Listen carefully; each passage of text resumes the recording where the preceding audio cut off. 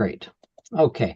Good evening, everybody. This is Patrick from the Poison Pen Bookstore in Scottsdale, Arizona, and it is our treat to have Charles Cumming with us this evening. He's going to be talking about his brand new book, Kennedy 35. And we haven't received our signed copies quite yet, but they should be here very, very shortly, right, Barbara? Mhm. Yeah. And I'll put a link in the comments field if you'd like to purchase one. We don't have that many left, so don't delay if you'd like one. And also, if you have questions, go ahead and put them in, and I will be happy to ask any of them towards the end of the hour. So, Barbara, over to you. Thank you, Patrick. It's very nice to see you, Charles. He's in the U.S. Charles is from the U.K. Actually, are you living in Scotland now, or have you always lived in Scotland? No, I'm living in London at the moment. It's very good to see you, Barbara. I'm in New York. I'm in a New York hotel room with a strange crown of thorns, which I can only apologize for. I had some technical problems with my phone, and this is the best angle.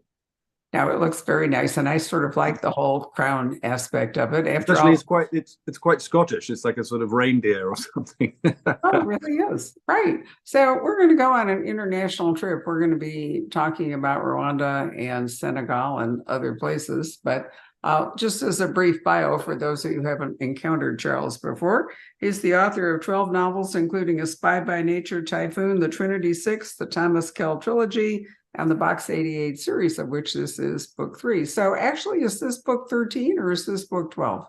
It's book 12. It Book is 12. book 12. But I actually myself I lost count the other day, but it is book 12. Got it. All right. He's also the screenwriter of the Gerard Butler action movie Plane.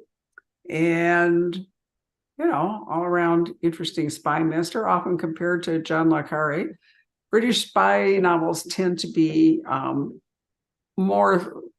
less action and more thought-provoking, whatever you want to call it. And there's a lot of history in this book, which we will talk about. But I have to tell you, Charles, and this is an interesting thing.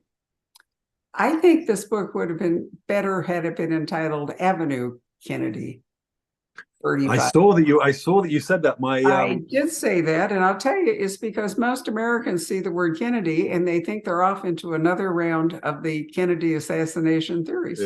Yeah. No, sure. The truth of it, obviously, is that the Kite, the hero of these books, is sent to Dakar in Senegal on the trail of a Rwandan war criminal who is living in Rue Kennedy, number 35 in Dakar. And they're trying to extract him and get him out so that he can face justice. In fact, I'm ashamed to say that a very learned friend of mine in London the other day said to me, "Did you call it Kennedy 35 because John F. Kennedy was the 35th president of the United States?" And I said, "What? I had no idea that he was the 35th president." But it's an eye-catching title. I think it's a title that you can talk about. It's a question. It's a title that makes you ask questions. It's not just spy story or whatever.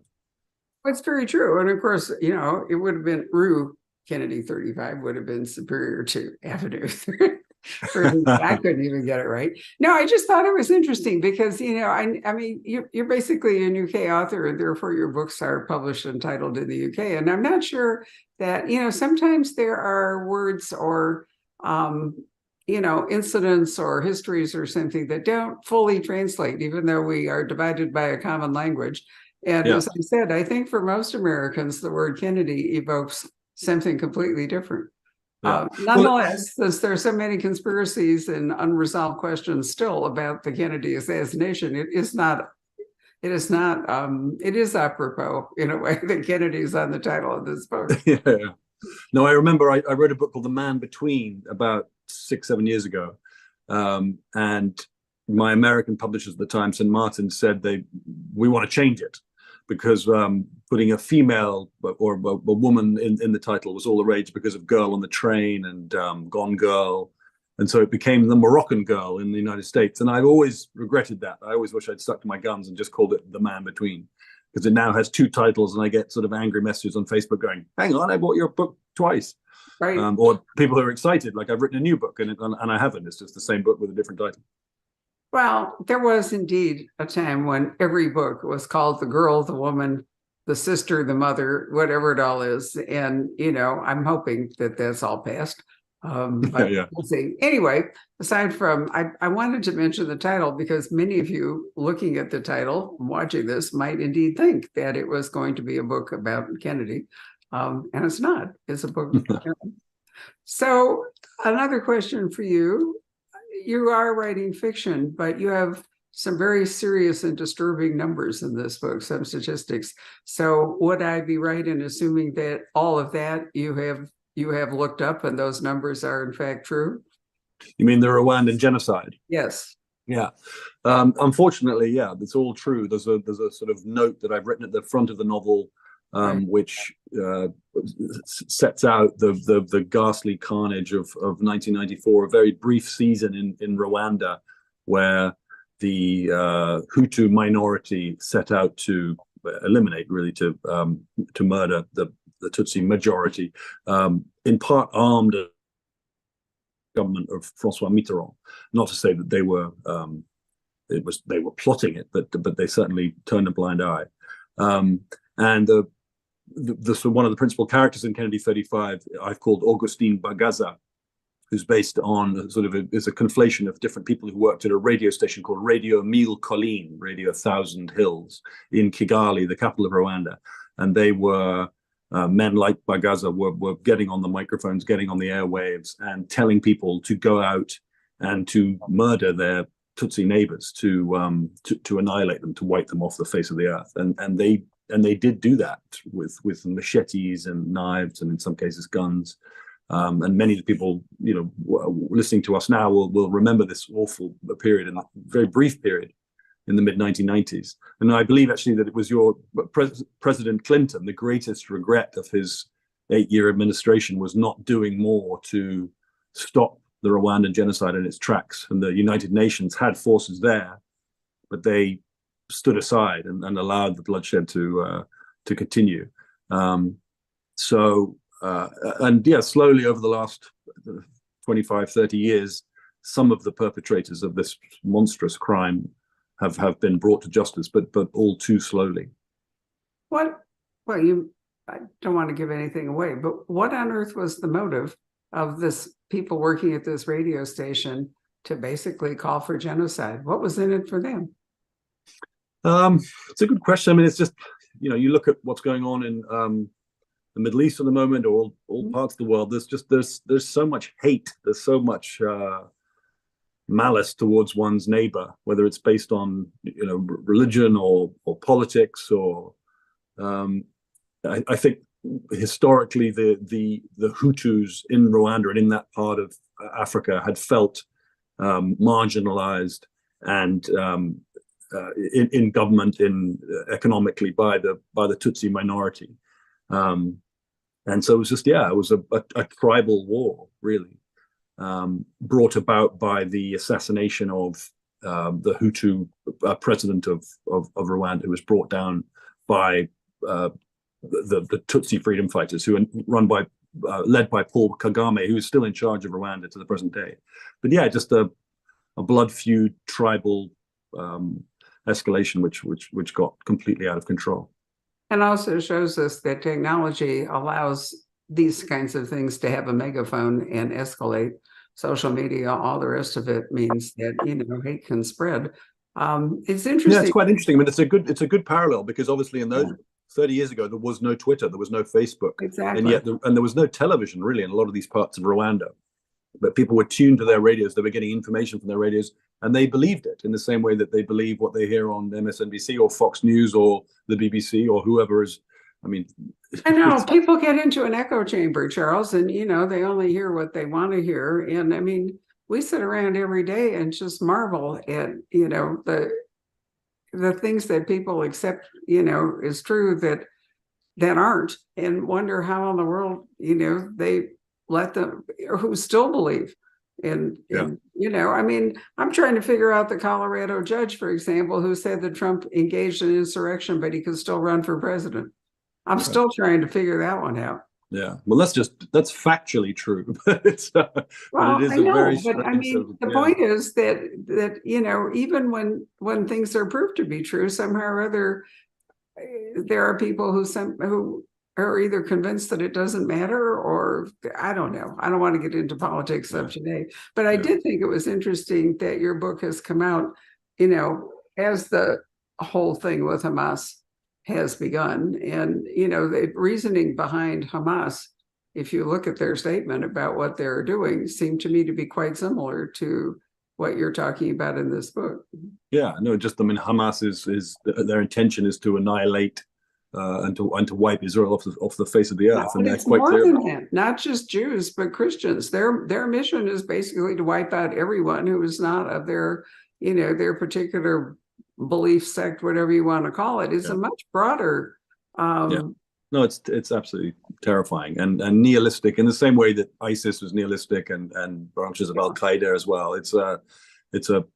And as you say rightly, this stuff goes around the world and is amplified by social media and by ignorance and by, I suppose, one way is it's sort of my enemy's friend is my enemy, or sorry, my enemy's enemy is my friend. People will pick a side based on what the other guy is thinking. So if Putin sees that Biden is supporting a certain policy, then he'll oppose it. Or that's the way people think about these things. They don't go into the detail. They just take a political position based on their friends and allies and co-political conspirators. They're not really thinking things through. If the people who are supposedly giving Hamas a free pass actually really stopped to think about what Hamas stood for and what they had done, they would very quickly change their opinion. And that they themselves are actual targets. Just because Israel was the first target, I don't know why people can't sort of, understand that, in fact, the next in line would be if they were successful there. Yeah. It's incredible. I guess what it really proves is that mankind has never really moved beyond the tribal.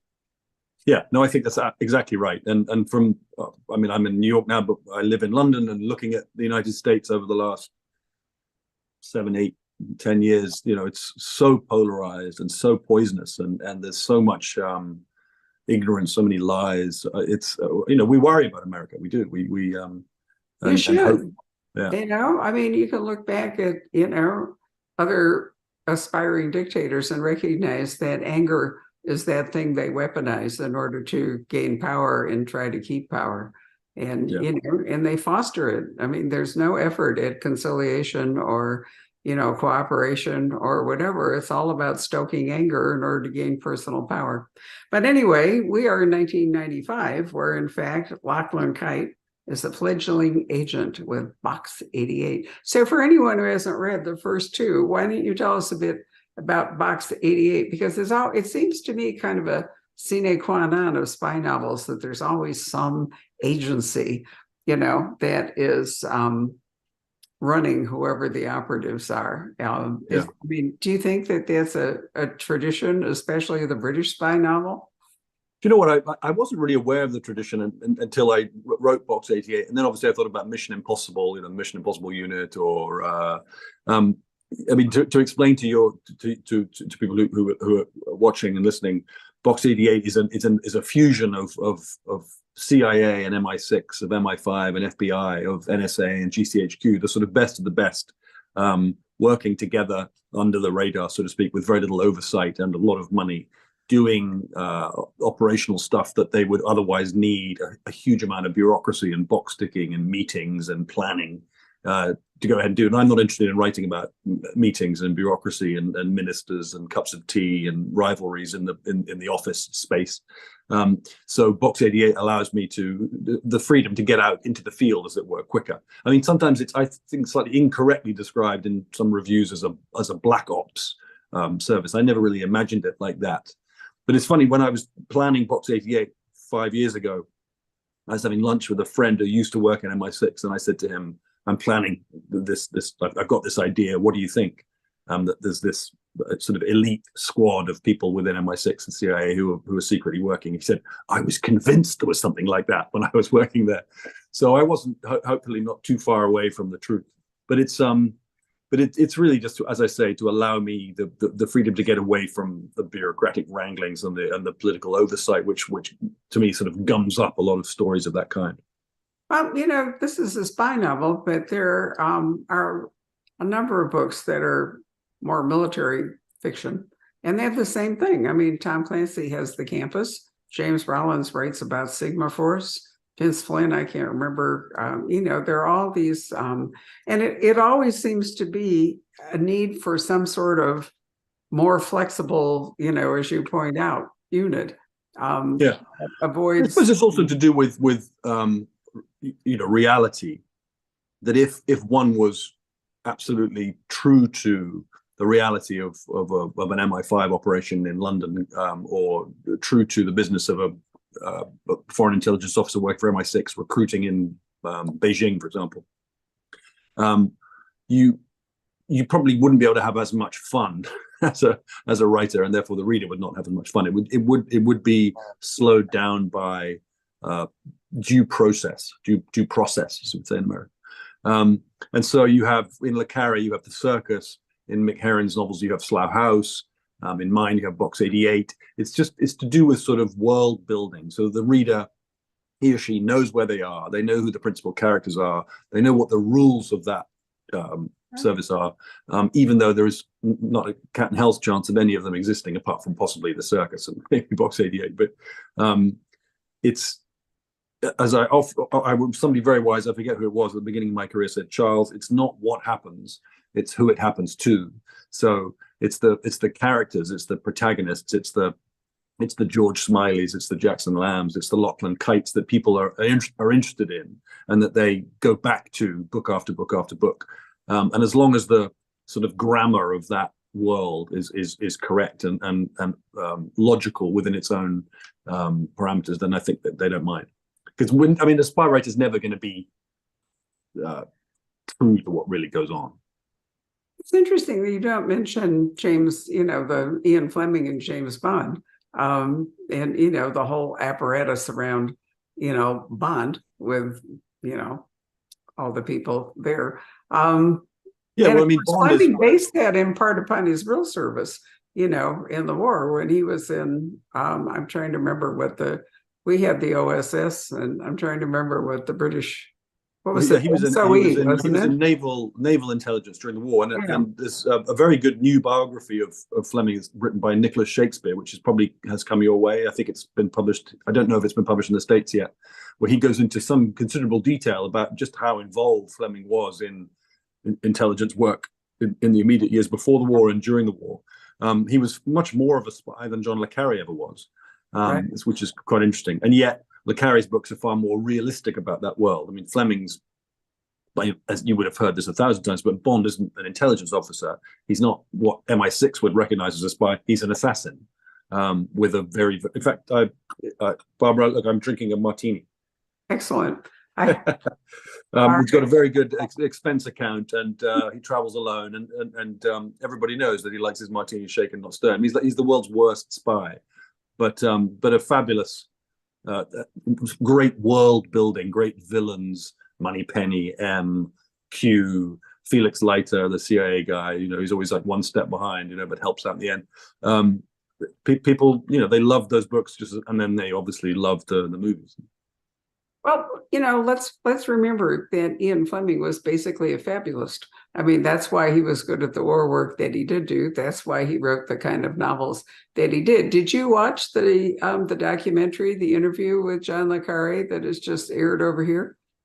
Oh, what on Apple TV, the Pigeon Tunnel. Do you know what, Barbara? I think I got to a point where I had sort of I'd had a complete kind of high tide of John le Carre, and I felt as though there was nothing more that I could learn about him or read about him. I haven't yet watched it, but I've heard it's very good. I've heard it's very interesting. It's certainly no kind of a whitewash. I read both the biography and the memoir that he then wrote because he wasn't happy with the biography. And what I admired the most in the memoir, we're digressing here, but why not? What I admired most in the memoir was his lack of bitterness about his father, who was, by all accounts, a truly horrendous person. Yeah. And without whom le Carre probably could never have become, the le Carre that it was. And they also point out that Le Carre was a serial adulterer. He Yeah. was, that was, and he says in this documentary that he was able to feed his constant the novels and the whole thing by his own undercover life. He was not, as you point out, a spy for more than a very short while, but he lived a personal life undercover, and those same emotions and that same need for cover and everything is what helped him write his novels. Does the philandering element come out in the documentary? Does he talk about that? A little. It's much more about his father. Actually, the documentary may be more about his father than about anything else, and it's very well done. And it's sort of interesting to see him. And I have to tell you, this is really funny because I've known Lee Child forever, and he has a particular voice. And I was, for some reason, at an earlier interview with John le Carre came out, and I was watching it and I thought, Lord, he sounds like Lee. And my husband walked by and he said to me, why are you talking to Lee? And their voices, their everything is almost identical, which I find kind of, because Lee's from Birmingham. I mean, there wasn't any, but there's a particular British voice, intonation, elocution, whatever you want to call it, that the two of them share. And I didn't see it as much in the documentary because he's older. He was one of the world's great talkers, John le Carre. He was incredibly fluent and wonderful vocabulary, no hesitation, always had the exact phrase just at his fingertips. Highly, highly intelligent man. Do you know what I mean? There's often this talk, as you have been this evening, talking about his father, this kind of villain of Dickensian proportions.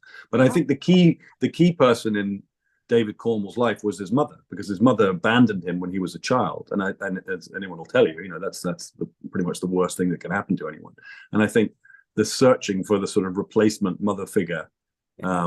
He acknowledges that, actually. He does. Yeah. I agree. But, in sympathy with his mother, I'm not sure how anyone could have coped, with the father. No. I don't know. I mean, the question would be not why she left the father, but why she didn't take the boy with her.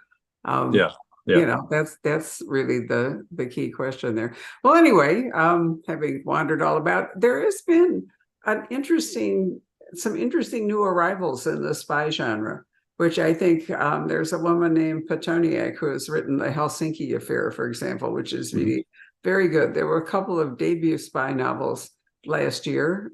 Joe Cannon reliably is still producing. Dan Fesperman. I mean, it's wonderful to see because, as genres in fiction tend to come and go. And, and maybe it's in response in part to the mess that the world is in. But I've noticed that there is a sort of resurgence in the spy novel, some of which is more in the le Carre tradition, and some of which is more in an action, tradition. Yeah. So funny enough, I'm being interviewed by Joe Cannon tomorrow night here in New York. One of my totally favorite people. I know you are, and I was going to steal him for this until I saw that Otto had stolen him already. Yeah. No, well, I'm very honored, and I've met him once before, and he's just a completely charming guy, and obviously just a wonderful writer. And I also know Dan a little bit. We worked on a David Simon TV series together, and I know how smart he is and what a fantastic writer he is, and also a fantastic screenwriter. It's interesting. Spy fiction is its own little baby, and it sort of exists somewhere to the edge of sort of pure crime, pure mystery detective novels or whatever, and knocks up against the door of sort of quote unquote literary fiction. But one of the reasons I wrote the Box 88, I am writing the Box 88 series, is because after the fall of the Berlin Wall and the collapse of the Soviet Union, there wasn't an awful lot of spying left to do. And if there isn't an awful lot of spying left to do, then the contemporary spy novel is in a lot of trouble, because what do you write about? I mean, really, the only person who was functioning as a sort of in a meaningful way on my side of the Atlantic in the 1990s was le Carre, and who had established his name, made his name in the 1960s. And I had this frustration after the Kell trilogy and after writing The Man Between, with what I call the mobile phone problem, that the mobile phone was just getting in the way, or technology was getting in the way of telling a contemporary spy story, because you always had to be conscious of the fact that a character, a protagonist, had a phone, could call for help, could look at a map, could look something up, could be bugged, could be blown up. The phone was controlling the narrative to a certain extent, and you see this all the time in any television or film drama about the world of espionage, or about anybody at all. It all comes down to the metadata and finding someone and tracking them on their phone, or they don't have a signal, etc., etc. So I said to my editor, Julia Wisdom at HarperCollins in London, I said, what I'd love to do is go back to the 1990s, which is the decade that the spy novel forgot, and write a series of books about a young spy who's recruited really at the end of the Cold War. Who's recruited just as the wall is falling down, and what did he get up to in that decade? And Julia said that she thought it was a great idea, not least because there's no mobile phones, there's no Google, there's no satellite, surveillance, or very limited. And I would be freed up to go back to kind of Moscow rules. But she said it was a shame that I'd made my name as a 21st century contemporary British spy novelist, and why give up that modernity, if you like. So that's why Box is I thought, well, I'll do both. I'll do the 1990s and I'll do the present day, and we'll see how this young spy, this young man, Lachlan Kite, changes over a period of 30, 40 years. So the idea is that Kennedy is Avenue. We'll call it Avenue Kennedy for tonight. Avenue Kennedy is the third in a series of what I hope will be sort of 7 or 8 books. So sort of soup to nuts, Berlin Wall through 9/11, right up to hopefully not a second Trump presidency. Well, now here's a really cheery note for you, which is that increasingly I have read, not in fiction, but in news and so forth, because the digital world is so easily hacked and whatever, that spies are actually going old school again. They are going back to Dropboxes and meeting with newspapers on benches and all. So I think a really fascinating part of what you want to do is that you could show that in the present, the digital spy age, in some degree, some of those tools are going to revert back to the old, the old spy technology. Which well, it's good for real life contemporary intelligence work, because as you say, they're not getting caught. They're reverting to Moscow rules. They're using letterboxes and so forth, and but it's also good for writers because it becomes much more personal. A good example of this is in the book that precedes Avenue Kennedy, Judas 62, where you see Kite as a 22-year-old who's sent into post-Soviet Russia to extract a chemical weapons scientist from a city called Voronezh, which is a couple of hours south of Moscow. And he gets into considerable difficulty there, trying to persuade this man to come out because he refuses to fly and so forth. And if he was there now, he would just get on WhatsApp or Signal or whatever and send a message to London going, I'm in a spot of bother, can you come and help? But because it's 1993, he can't even make a phone call, because the only way to make an international phone call from Voronezh 30 years ago was to go to the post office and to book the phone call. And then the entire KGB would be listening on the line, and they would know immediately that Kite's a spy. So I had a lot of fun with that in Judas 62 with this old-fashioned tradecraft. He doesn't have a map on his phone. He can't call for help. He has to survive on his wits, and that's much more interesting for readers, I think, to see a person, an individual, a hero under pressure and having to work things out as they go along. It's if a person could save the day by making a phone call, or they can identify somebody using a satellite that's owned by Elon Musk, it's just not as exciting. I think my basic theory on this is that technology is fantastic on the screen.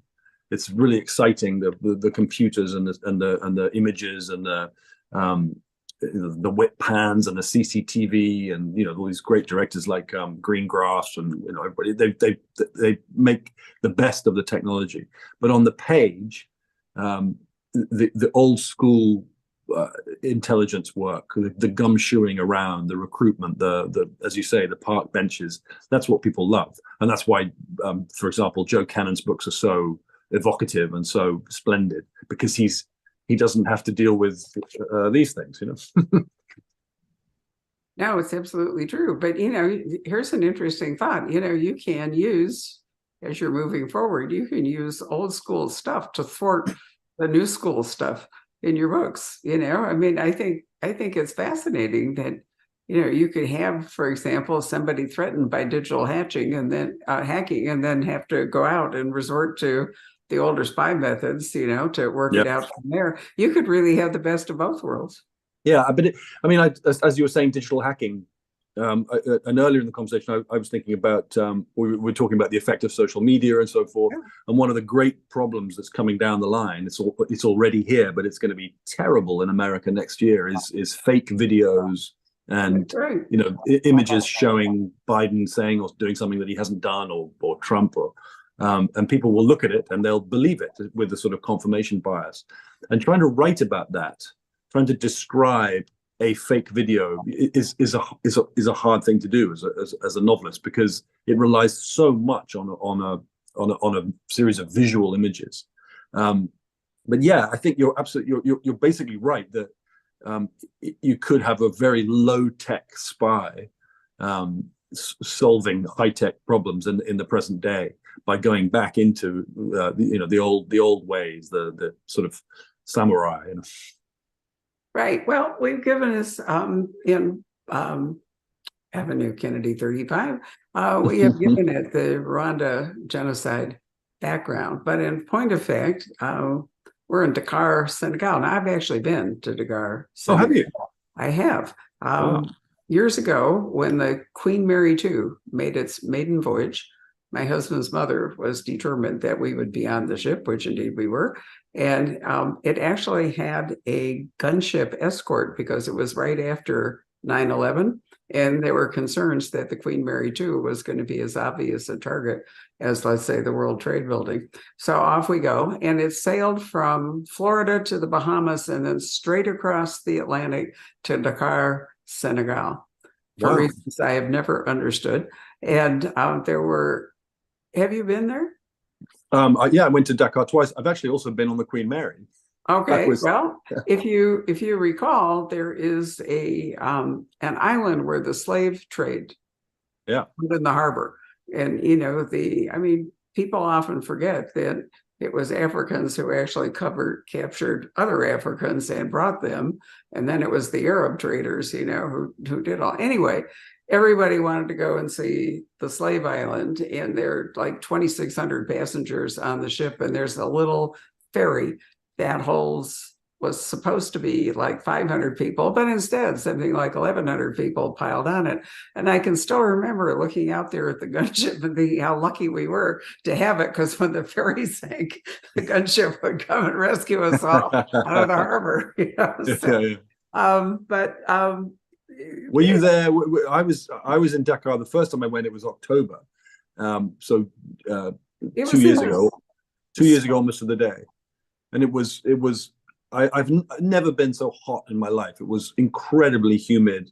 That sort of heat where you go outside and within 3 minutes you're just exhausted with sweat, and you go into an air conditioned room and you lose another liter of fluids. It was, but that all fed into the novel, into Avenue Kennedy 35. It was the sort of the otherness of Dakar, if you like, the kind of not this quite inexperienced young man, Kite, who by when this book starts is still only 24 or 25, goes out there with his girlfriend with sort of backpacker cover, and they go to a sort of seaside hostel, and then they go into the city itself, and he joins a team of Box 88 operatives who are looking for Bagaza, this Rwandan genocider. But the heat is the big problem, and it affects the technology that they have. To go back to that, he's got earpieces, but they stop working because of the sweat, and the batteries fail, and the radios, and all the rest of it. But it's an amazing city, and I there's no way that I could have written the book without going there. I think it just Right. I always find it's better to go to the places, to walk the ground, to eat the food, smell the air. I mean, there's a passage in Kennedy 35 about contemporary New York, because I was here last year, and I was really struck by unbelievable smell of marijuana in Greenwich Village, and so everywhere you just smell weed, and that's a new phenomenon. So that's gone in the book too. There's a contemporary section in New York, but I would never have known that if I hadn't come here, and I would not have been able to describe Dakar had I not gone out I totally agree with you. I mean, but you obviously wrote, I mean, it was a terrible problem for novelists during lockdown. And I will tell you, I'm going to be talking to her on December 2nd that, excuse me, Val McDermott has written a new book called Past Lying, in which she really lays out how stringent the rules for British lockdown, the UK lockdown were. It reminded me, in a way, of the village of Eynsham, which is a medieval village. They decided to quarantine itself ruthlessly to keep the Black Plague from spreading, and heroically so.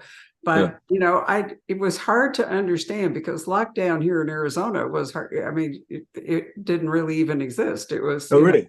Oh no, heck no. We wandered. I mean, it wasn't even an interruption in our lives. Yeah.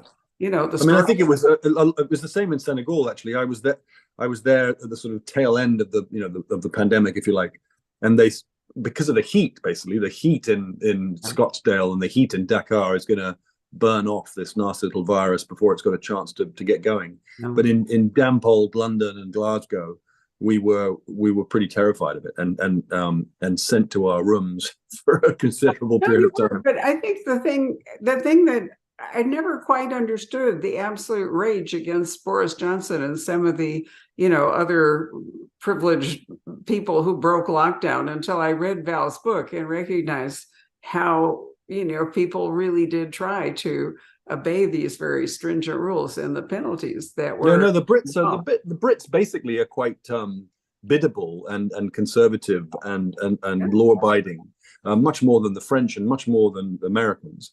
I mean, if somebody says it's for the best, you must do this, then we tend not to make a fuss. We go fine. And there was this great sense of kind of national unity around the NHS, the National Health Service, and we used to clap I think it was a Friday night. You go out on your doorstep and you clap the NHS. And Boris Johnson was very dangerously ill in hospital with COVID, and we, at that time, bizarrely, we were all very concerned for him.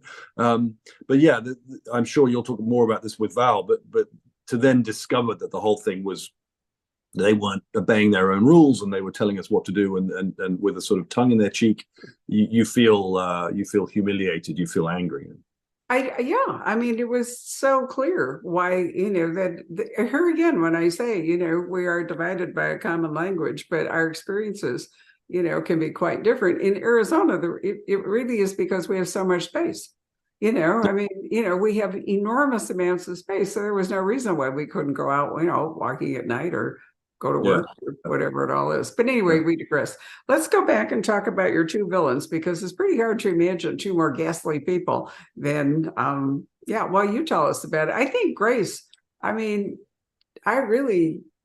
she's really ruthless. And, you must have had a lot of fun writing her, even though she's horrifying to read. Yeah, Grace Mavinga. I'm glad she landed for you, Barbara. I mean, I had great difficulty with her to explain to people. In the 1995 section of Kennedy 35, Kite is in Dakar and he's on the trail of this genocidaire, but he's going around with a young Congolese woman called Grace Mavinga, who as his sort of mistress girlfriend, and their hope is that they'll get a diplomatic passport and come to the United States and take on a new identity and live happily ever after, the sort of Casablanca type scenario. And in the present day narrative, Grace has sort of reinvented herself as a money launderer and sort of criminal mastermind, and is somebody of great wealth and no moral scruple whatsoever, and utterly ruthless. And I was really having trouble writing her because one so rarely meets somebody like that, in your daily life. You don't go to a dinner party and meet a Congolese money launderer. And my family had a terrible sort of tragedy earlier this year. We had a bereavement, and my wife and I, we went to a really beautiful hotel in Mauritius, just for sort of 10 days of R&R and sort of, just recalibrate and recharge batteries and so forth. And in this hotel, there was an amazingly beautiful and amazingly glamorous, very, very well dressed Black South African woman, who I got to know and talk to in the course of the holiday, in the way that you sort of, you lean over to the next door table, and she was with her husband and I was with my wife. And although this woman obviously was a million miles away from Grace in terms of her personality and her backstory and her political, social, moral outlook, nevertheless, she was, in my mind, exactly how I'd imagined Grace to be, just extremely beautiful, glamorous, and had sort of both women really had come from nothing. This woman in the hotel had come from a township in South Africa, and had sort of got themselves into a sort of European American lifestyle and were enjoying it. So she was telling me all about, the shoes she wears, the Jimmy Choos, where does she get her clothes, the moisturizer, how does she do her hair? So all of the details about Grace Mavinga's 21st century lifestyle, the massages and all the rest of it, were partly from this amazing woman that I met and remained in contact with after we came home from Mauritius. But that's always the fun. Building a proper three-dimensional, especially female character is challenging, but also hugely rewarding. I mean, for you as a woman to say that, I'm really pleased. Well, I'm sorry, that's the dogs who've just come home. What did you call her? She has a sort of a code name for the people who are going to try to take her down. And I'm trying she's originally called Lady Macbeth. That's it. Yeah, right. Which is a sort of fairly obvious code name that they've come up with, because she's in control of her partners. Let's put it that way. She's the brains. She's the ruthlessness. She's the sort of the callous encourager of dastardly deeds. So it's a good code name. It is a good code name. I have to say, without any spoilers, that I like the way Charles wraps this book up. Very satisfying. Let's go back to poor Martha. What did she have when she is there in Senegal? Did she get malaria? Because, I mean, she is really ill, which is part of the problem that, Kite is facing when she's there since, she's not actually part of Box 88, right? She's his girlfriend. Well, she's sort of what they call conscious. So she's in Judas 62, the previous book. She accidentally ends up in Russia, and so they end up working together, Kite and Martha. So Michael Strawson, who's Kite's boss, who's ex-CIA, who runs Box 88, he knows Martha well and he trusts her. And when he sends Kite to Dakar, he says, well, why don't you take your girlfriend? And then you'll have perfect cover. You'll be just a couple of young travelers on the beach. But as you say, on that first night when they're staying at the guest house, waiting for instructions, so to speak, in my imagination, she had a peanut or something from the bar, which a fly had touched, and she gets very, very sick. And I basically think she had dengue fever. And so she's hospitalized and so forth. And so Kite, while he has to join the team that's going after Bagaza, but at the same time, he's very, very worried about Martha because she's dangerously ill. Yeah. And so he has a friend from his school days, a guy called Eric Appia, who's a local Senegalese, who has already actually been out to see them at the guest house. And he says, Eric, please look after Martha while I go off. And he pretends he's got to interview a politician and be a simultaneous translator. He lies to his friend Eric about what he's really out there for. So that all of that relationship stuff between Kite and Martha, I think, adds an extra layer of complexity and psychological texture to the books. So it's just not just operational, but it's personal. Very personal. I mean, I was really worried about her. So in 1995, here we have Kite with Martha and trying to bring Augustin Bagaza to some kind of justice. And then 28 years later, we have the afterburner of all of that. Who is the journalist Lucien Michael Cablin, or whatever his name is? Cablin, yeah. Cablin, is that it? I was trying to work out what his nationality was so I could figure out how to pronounce his name. Yeah. No, I hadn't thought about that. I mean, to me, he's always Cablin, but yeah, I guess he could be Cablion. Yeah, it was because of Dakar. He's sort of inspired. I mean, there's a person I've never met and don't know very much about, but Patrick Radden O'Keefe. Is it O'Keefe or Keefe who's written so many interesting books about the IRA and the Sackler family?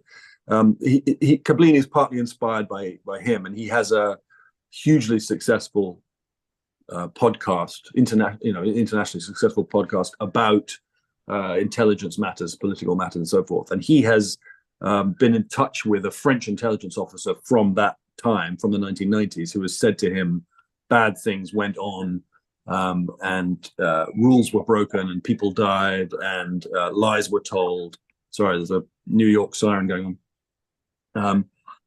And so Kablin has got his teeth into the bone of this story, this conspiracy, and he wants to tell the world about it. He wants to tell the world that in 1995, a secret, off the books Anglo-American spy agency went to Dakar to, well, he thinks, murder a Hutu war criminal. And so Kite, present day Lachlan Kite, who's now running Box 88, needs to get control of this story, get control of this man Kablin as quickly as possible. So he comes to New York to deal with him. Let's put it that way. Right. So you do show in the story, that in your story anyway, that the French realized that they failed a lot of people and many things, that they were in part responsible for all the awful things that happened. And I thought you did well, trying to have them admit accountability, regardless. I don't want to go into it because then we get towards the end of the book, but Fournier is an interesting character, trying to get to grips with that. And I mean, it's a constant problem that we have, should we have been in Afghanistan, should we do this? Should we ever have invaded Iraq? It's so difficult to make decisions on the ground. And so often, things that we decide have unintended consequences or unforeseen consequences. Well, it goes back to what we were saying at the beginning of the conversation, that that's right. If your friend, if your ally does something that's morally reprehensible or illegal, you're more likely to give them a free pass or to ignore it, to throw it under the carpet, than you are if your political or social enemy does something that you disagree with, because then it's open season. And we've all been guilty of that. The American intelligence infrastructure and political system, and the Brits and the French too have made grave mistakes, as well as doing great things too. And Fournier is dealing with a sort of miserable period in a moment in French political life where they gave a free pass to a genocidal regime, really, and armed them, and in some cases allowed them to come to France and make new lives and live under new identities, and lied about it. I mean, the book doesn't go into it in huge detail, but it's something that I hope that if people are interested in it, that they'll investigate further. Well, I like the fact that you brought national accountability, into the story. And yeah, you're right. People can investigate it. I don't want to keep you too long because I know you have a dinner engagement. Patrick, you want to pop up and see if we have any questions, or do you have anything you'd like to ask yourself? This is my moment when I'm like directing the play. I love it. There he is. Oh, fascinating discussion, though. I've really been enjoying listening to it. We do have some questions. Let's see here. Oh yeah, Tony from Romania is tuning in tonight. He says, greetings from Romania. I have 11 of your books. Love the Kell, Box 88, and Milius series. Any chance of a Kit Carradine book soon? And then he says he wants you to pick 3 books for your desert island. Wow. And he's probably one of about only 3 people who liked Kit Carradine. He was the hero of Man Between. Some people loved that book and some people didn't like it. I was very fond of it. It's a sort of Eric Ambler homage to the sort of spy novels of yesteryear. I think it's unlikely that Carradine will come back. When I wrote The Man Between, I thought this guy could run and run. I had sort of ideas of a series, but the book didn't quite work, particularly over here, actually, in the States. So I'm afraid to say to Tony that there won't be any more. My desert island books would be Arthur Miller's biography, Time Bends. I always think it's a magnificent book. I would have to take Smiley's People by John le Carré. And Oh God, I don't know. What about Jane Eyre? I always loved Jane Eyre. Why not? All right, let's see. Hart Hansen asks, have any of your kids read your books? And if so, do they look at you any differently? I know Hart. That's very good of him to have watched and sent in a I question. wanted to say hi to him too, and we miss you. Hart, actually, funnily enough, my son Stanley, who's now 19, when he was about 16, he read the Trinity Six, my thriller about the Cambridge spies, because he was doing a sort of spy uh, fiction thing for his English class. So he read Journey into Fear by Eric Ambler, The Spy Who Came In from the Cold by Le Carre, and Trinity Six by me. So like no pressure. um, and he was kind of fairly inarticulate about it. I mean, look, if there's sex in that book, and I think there is sex in that book, you probably don't want to be reading it if you're the child of the author. So maybe that's the thing that he remembers more than anything, was that Daddy was writing about relations with women or something, and that's that's the end of it. But I don't know if that's Hart's experience too. Good question. Remind me at the end of this to say something else about the documentary. The Le Carre one? Yeah, because I said earlier that I thought a huge amount of it was about his father, but the other was, and I'm having a senior moment. The most obvious of the Cambridge spies. Who's the guy that went to Russia? Philby? Yeah, Philby. Isn't it Yeah. Philby? Wasn't he? Anyway, a lot of the Le Carre documentary is about Kim Philby dissecting who he was and why he did what he did. And I think it's a fascinating excavation of his character and actually why people do that kind of thing. Why would he have in fact been one of the Cambridge spies? I mean, I thought it was brilliantly done. Yeah, no, I must go home and watch it. I just had too much Le Carre over an intense period of time. As I said, it's really not so much Le Carre. It's other people that I think are particularly fascinating. But the Kim Philby parts are really eye-opening. Yeah. No, well, with Blunt and Burgess, there was always the theory that because they were homosexual, they were always at odds with the mother country, with the United Kingdom, because homosexuality was illegal, and so there was nothing really to betray, because you knew that the state held you in contempt and would imprison you for your sexuality, for your everyday feelings and attitudes and activities. That always was quite convincing to me. I think I wrote about that in Trinity Six.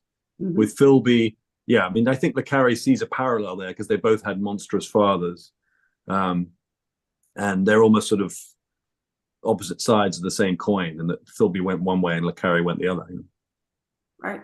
I'm sorry, Patrick. I'm sorry, Hart. I intruded there, but I knew there was something else I wanted to tell Charles that I'd forgotten about the Philby part. I'm gonna have to watch that documentary. It sounds great. It really is worth watching, but not necessarily for Le Carre. Was Graham Greene an influence on you, Charles? Yeah, no, huge. Yeah. I mean, I think if Another you said to me, complicated figure. say again. I said another very complicated figure. Yeah, very. And I mean, it's sort of a genius, really, Greene.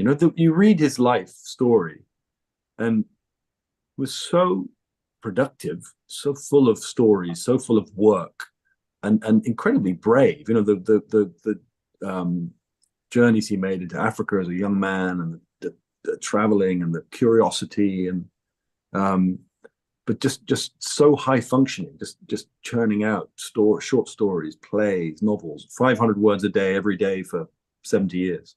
I would love to have met him. I mean, I know somebody, actually it was Nicholas Shakespeare who wrote the Fleming biography.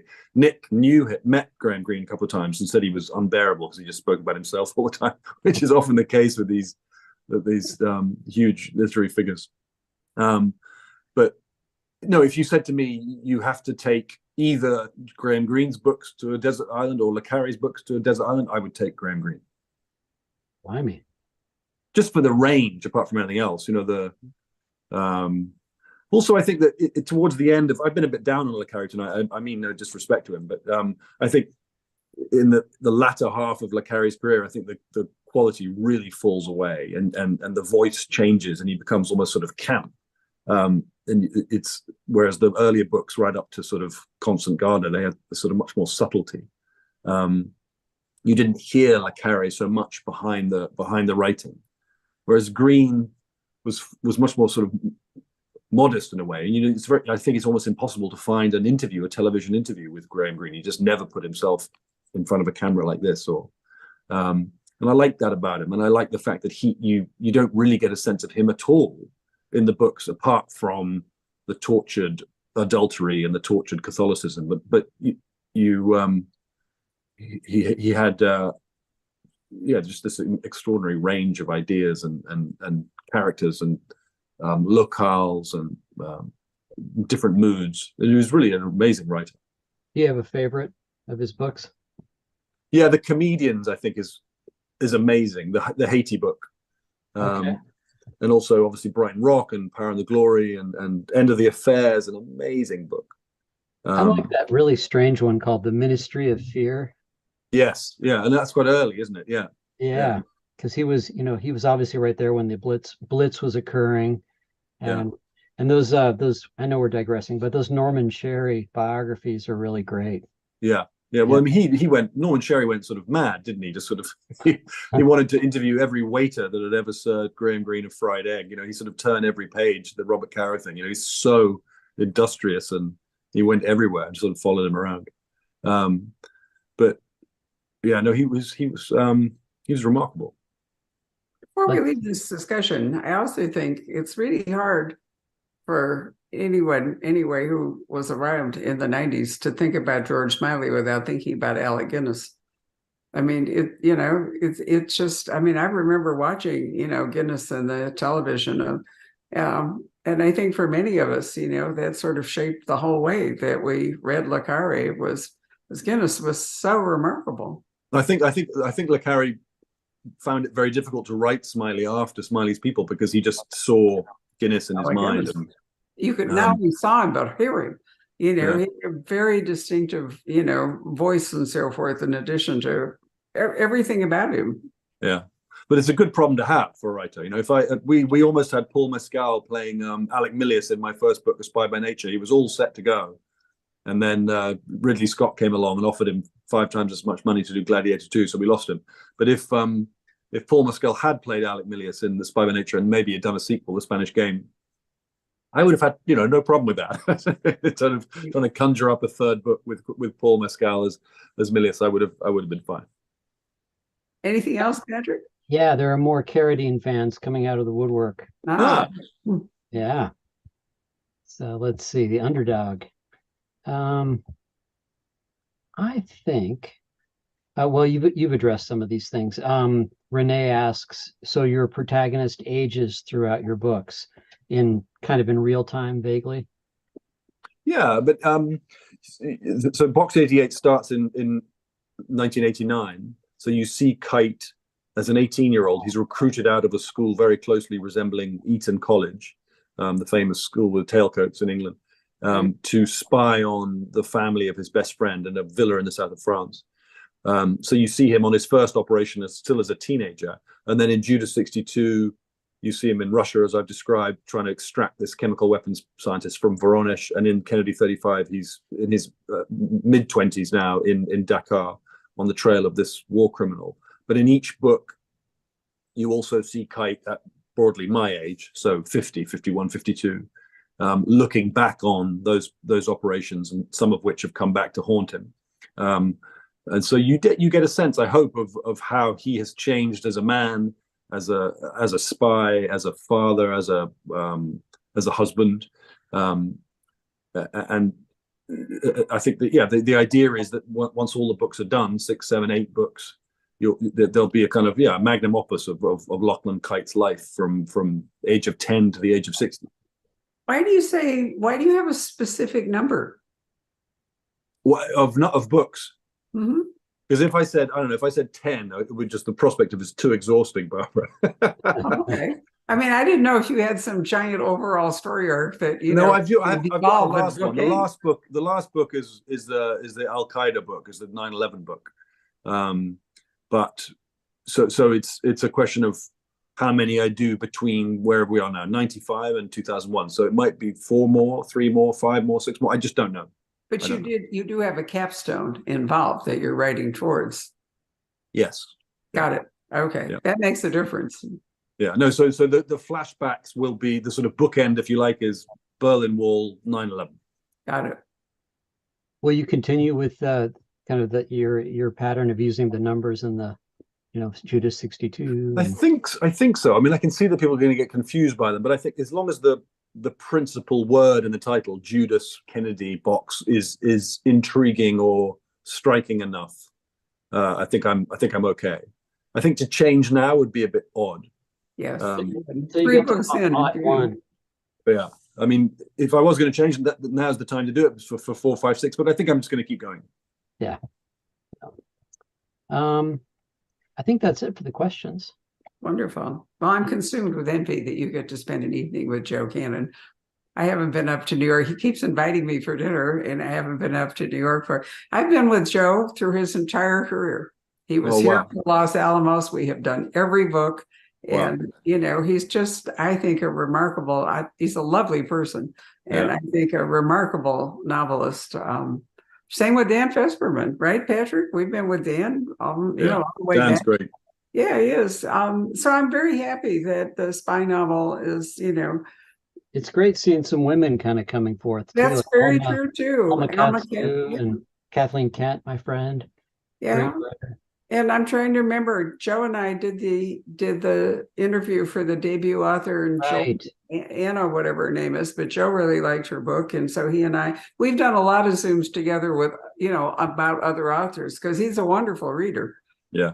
No, I have this theory that the best people, the most talented people in the arts, film directors or actors or writers, are always the nicest people. And it's the second-rate writers and the second-rate directors and the second-rate who are less sympathetic. Should we put it that way? I see. Well, that definitely puts Charles in the rank of way up there, because you are super nice, Charles. It's always been a pleasure to talk to you. For those of you who've watched this who didn't catch us when we did Judas 88, next time you can actually go to YouTube and you can find Charles and Patrick and I discussing Judas 62. Yeah. Or 62, box 88.